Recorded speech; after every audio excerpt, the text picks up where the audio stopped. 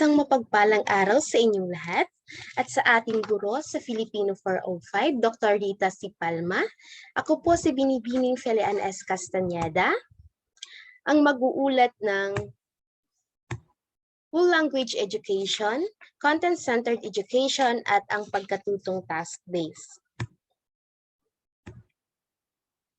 So ang Full Language Education ay ang katawagang ito'y bunga ng mga pananaliksik sa pagbasa at ginagamit upang bigyang diin ang, una dyan, ay ang kabuuan ng wika laban sa pananaw na pagbabahagi ng wika sa mga maliliit nitong elemento gaya ng phonema, morphema, at syntax. So dito ay binibigyang diin natin ang kabuuan ng wika.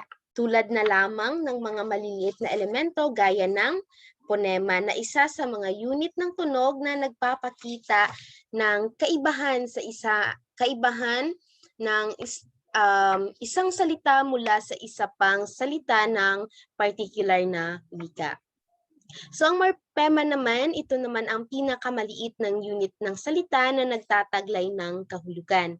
At ang syntax ay ang pag-aaral o pag-uugnay-ugnay ng mga salita para makabuo ng mga parirala, sugnay at mga pangungusap. So ang pangalawa natin ay ang sa interaksyon at pag-uugnay sa pagitan ng pasalitang wika, pakikinig at pagsasalita, at wikang pasulat, pagbasa at pagsulat. So dito ay nagkakaroon tayo ng interaksyon, lalong-lalong na sa ating mga mag-aaral. So ang susunod natin, ang pangatlo, ay ang kahalagahan ng alintuntunin sa pagsulat na ito'y likas at umuunlad na katulad din ng alituntuning pasalita.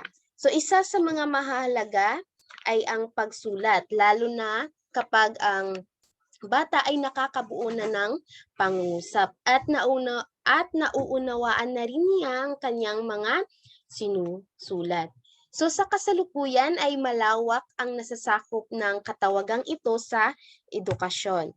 So ang whole language ay isang libel na ginagamit upang mailarawan ang una dyan ay ang tulong-tulong na pagkatuto. So dito sa tulong-tulong na pagkatuto, ang mag-aaral ay hindi nagpapagalingan o nagpapaligsahan. Sila ay mayroong kooperasyon sa bawat isa at nagagawa nilang magbahagian ng mga impormasyon na laging naroon ang pagtutulungan sa bawat isa.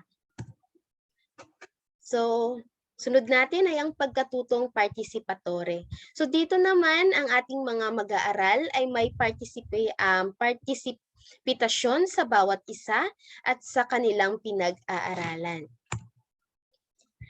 Ang pagkatutong nakapokus sa mag-aaral. So dito ay binibigyang halaga natin ang pangangailangan, tunguhin at estilo sa pag-aaral o pagkatuto ng mga estudyante. So sinabi nga ni Willing noong 1988, si Nunan 1991 at si Badayos 1999 na ang isang gurong sensitibo at isinasaalang-alang ang estilo sa pag-aaral ng mga estudyante ay makatutulong upang magkaroon ng isang matagumpay at mabisang pagkatuto. Susunod natin dyan ay ang integrasyon ng apat na kasanayan. So dito naman, ang una natin dyan na apat na kasanayan ay ang pakikinig. So dito naman sa pakikinig, ito ay isang aktibong proseso ng pagtanggap ng mensahe sa pamamagitan ng sensoring pandinig at pag-iisip. So ang kahalagahan ng pakikinig ay isang mabilis at mabisang paraan ng pagkuha ng impormasyon at kaysa sa tuwirang pagbabasa. Ang pakikinig sa kapwa ay daan upang ang bawat isa ay magkaunawaan at magkaroon ng mabuting usapan. So sa pag-aaral na isinasagawa, mas maraming oras ang nagagamit ng tao sa pakikinig kaysa sa pagsasalita dahil mas madalas ay mas gusto pa niyang makinig kaysa sa magsalita. So ang ikalawang kasanayan natin ay ang pagsasalita. So sa pagsasalita, ito ay kakayahan at kasanayan ng isang tao na maihayag ang kanyang ideya, ang kanyang paniniwala at nadarama sa pamamagitan ng paggamit ng wikang nauunawaan ng kanyang kausap. Sunod natin dyan ay ang pagbabasa. So, dito ang pagbasa ay pagtanggap ng mga mensahe sa pamamagitan ng pagtugon ng damdamin at kaisipan kaisipan sa mga titik at simbolong nakalimbag sa pahina. So, ang apat na kasanayan natin ay ang pagsulat. So, ito ay isang paraan upang ang kaisipan ng isang tao ay kanyang maipahayag sa pamamagitan ng mga simbolo. Ito ay isang paraan ng pagpapahayag kung saan ay ayos ang iba't ibang ideya na pumapasok sa ating isipan. So, sa apat na kasanayan natin, 45 bahagdan sa pakikinig. Sa pagsasalita naman, 30 bahagdan. Sa pagbasa, 16 na bahagdan. At sa pagsulat natin ay ang 9 na bahagdan. So, ibig sabihin ay mas malaking oras ang inilalaan ng mga bata sa pakikinig. Susunod natin ay ang paggamit ng mga autentiko at natural na wika.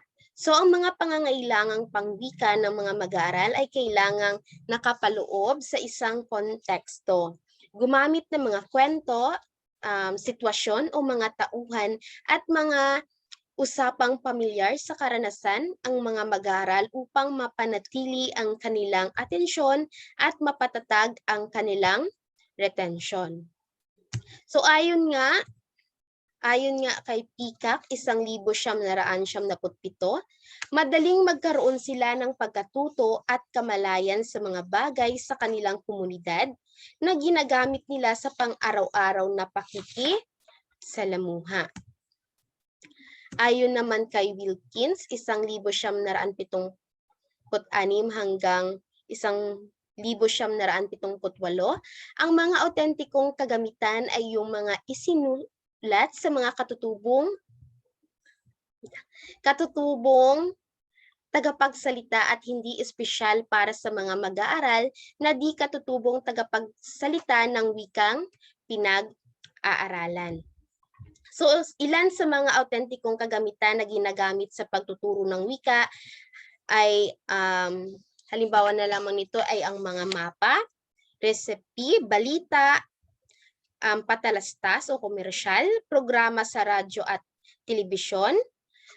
At nabibilang din sa mga kagamitang autentiko ang tape recorded na mga usapan na nagpapakita ng mga gamit ng Filipino sa iba't ibang domain, classified ads, nilathalang impormasyon sa paggawa at mga propaganda sa eleksyon at iba pa. So sa kabuuan, ang whole language ay isang paraan ng pagtuturo ng pagbabasa at pagsusulat na binibigyang diin ang pag-aaral ng buong salita at parirala sa pamamagitan ng pagtagpo sa mga ito sa mga makahulugang konteksto kaysa sa pamamagitan ng pagsasanay na palabigkasan. Ang nakapokus lamang ito sa pagbabasa at sinisiguradong naunawaan ng mga bata ang kanilang binabasa. So ang hangarin din nito ay maging makabuluhan ang pagbabasa at pagsusulat. Ang ginagamit ng mga guro na mga material ay tulad na lamang ng mga aklat, babasahing pambata, magasin, dyaryo at iba pang aklat na babasahin. So kailangan ang ating gagawing activities o gawain dito ay mga nakakapukaw ng interes ng mga mambabasa. At ang guro ay tagapagdaloy lamang ng pagkatuto at ang ating mga mag-aaral ay ang aktibong nagsasalita, nakikinig, bumabasa, nagsusulat kung kinakailangan. So ngayon dumako na tayo sa content-centered education. So ayon kina Binton, Snow at Wesh, 1989, ang content-centered education ay ang integrasyon ng mga pagkatuto ng mga nilalaman sa mga layunin ng pagtuturo ng wika. Ito'y ang magkasabay na pag-aaral ng wika at paksang aralin na ang anyo at pagkakasunod-sunod ng paglalahad ng wika ay idinidikta ng nilalaman unang paksa. Taliwas ito sa nakagawiang pagtuturo na ang mga kasanayan sa wika ay itinuturo ng hiwalay at malayo sa konteksto ng paggagamitan nito. So ang content-centered education ay nakapokus sa nilalaman kaysa sa wika. So ang wika ay naging isang tool lamang para sa pag-aaral ng mga bagong bagay sa halip na ang paksa. So diskarte sa pangalawang pagtuturo ng wika kung saan ang pagtuturo ay nakaayos sa paligid ng nilalaman o impormasyon na makukuha ng mga mag-aaral nang hindi pinaghihiwalay ito mula sa mismong wika. So kailangan din ng mga mag-aaral natin ang totoong komunikasyon na nagtutulungan sila na kung saan ay nagpapalitan sila ng ideya o mga impormasyon para mas marami silang matutunan. So meron tayong mga teorya ng pagkatuto. Una dyan yung ang pinakamagandang paraan ng pag-aaral ay kapag na konteksto ng guro ang mga mag-aaral sa larangan ng pinag-uusapan natin. So nangangahulugang iyon ng pangunahing koneksyon sa nilalaman. At natututo rin ang ating mga mag-aaral sa isang mas mahusay na paraan kung ang paksa o impormasyon ay kawili-wili at nakakaganyak. At dapat din nating linangin na ang isang mas mahusay na kaalaman kung saan ang lahat ng mga mag-aaral ay lumahok batay sa kanilang dating karanasan. So kailangan din nating suportahan ang ating mga mag-aaral. Hindi lamang tayo, pati na rin sila para maging mas masaya at mas aktibo ang talakayan ng inyong klase. Di ba alam naman natin na bilang guro ay nagiging masigla at aktibo ang talakayan kung ang ating estudyante ay nakikilahok at nagtutulungan nang sa ganoon ay marami silang natutunan sa ating talakayan. So pwede rin tayong gumamit ng mga video na kung saan ay nagsusuporta ito sa nilalaman ng ating aralin upang mas mapadali at maunawaan ng mga mag-aaral ang ating tinatalakay.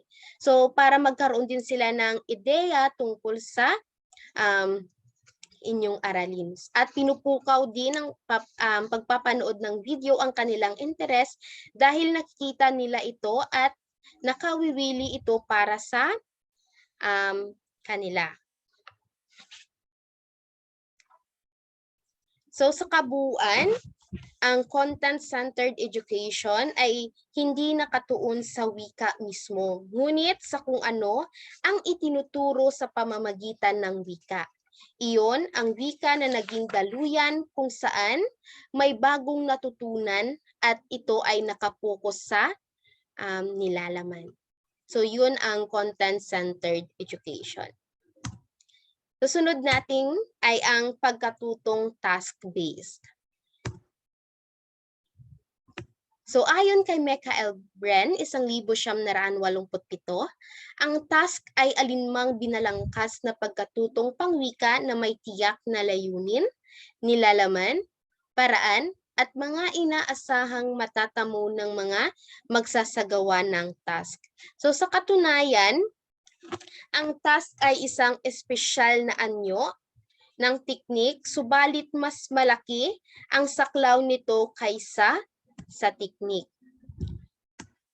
So ang pagkatutong task-based ay hindi bagong pamaraan. Binibigyang focus lamang nito ang task sa pagtuturo. So tinatanaw nito ang proseso sa pagkatuto bilang isang communicative task na tuwirang nakaugnay sa mga layuning pangkagawian at ang mga hangarin nito'y lagpas sa nakagawiang pagsasanay ng wika. So dito sa pagkatutong task-based ay hinahayaan ng guro ang mga mag-aaral na malaman ang aralin sa pamamagitan ng pagkumpleto ng kanilang naibigay na gawain. So meron tayong mga yugto sa pagkatutong task-based. So unang yugto natin ay ang paunang gawain o pre-task. So dito ay inihahanda ng guro ang mga mag-aaral sa darating na gawain na ibibigay. Ang pagbabasa at pakikinig sa ating gagawing gawain ay isa sa pinakamahusay na halimbawa para sa paunang gawain. So halimbawa na lamang nito ng ating aralin ay tayutay. So ang ating gagawin dito ay ipapamahagi ang handout na kung saan ay nakasulat doon yung tula at babasahin natin ito ng malakas at tahimik namang babasahin ng mag-aaral yung binigay mong handout. So sa demo natin ito, kapwa ginamit upang ito ay maging mas epektibo sa mga mag-aaral upang matandaan kung paano inilapat ang aralin sa ibinigay na tula. So pangalawang yugto natin ay ang paghahanda ng gawain o task preparation. So dito naman ay inihahanda ng guro ang mga mag-aaral para sa gawaing ibibigay sa kanila upang magawa nila ang gawain. So dito ay nagbibigay na tayo ng panuto. Halimbawa ay papangkatin nila ang kanilang sarili sa magkakaroon sila ng pangkatang gawain. At dito, kailangan nating magbigay din ng malinaw na panuto para hindi malito yung ating mga estudyante. Halimbawa, isa pa ay ang mamahagi ng mga papel upang magabayan sila sa paggawa ng kanilang gawain. So doon sa papel, pwedeng nandoon na yung mga panuto kung ano yung kanilang gagawin. Pangatlong yugto ay ang sa panahon ng gawain o during task. So dito naman ay ito ay isa sa pinakamahalagang yugto sa pagkatutong task-based. So ito ay ang mga mag-aaral ay nakikipagtulungan sa mga kasapi ng pangkat. Ito ay mga konsepto ng mga ideya at buuin ang gawain sa yugtong ito habang ginaganap ang gawain ay tinitingnan ng guro ang gamit ng mag-aaral bilang isang wika. Kung paano nila inilalapat ang aralin sa kanilang pagganap at ang mga pagsisikap ng bawat miyembro ng pangkat. So sa gawaing ito, ang pangkat ay magtatalaga ng isang kinatawan na maglalahad ng ginawa nilang tula. So dito ang guro ay siya yung nagmamasid, tinitingnan niya kung paano makihalubilo yung kanyang mga mag-aaral sa kanilang grupo.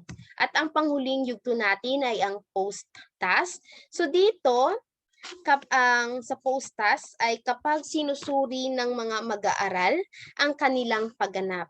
Maaari itong magawa sa pamamagitan ng paghahambing ng kinalabasan ng kanilang gawain sa isang bihasang gumagamit ng wika.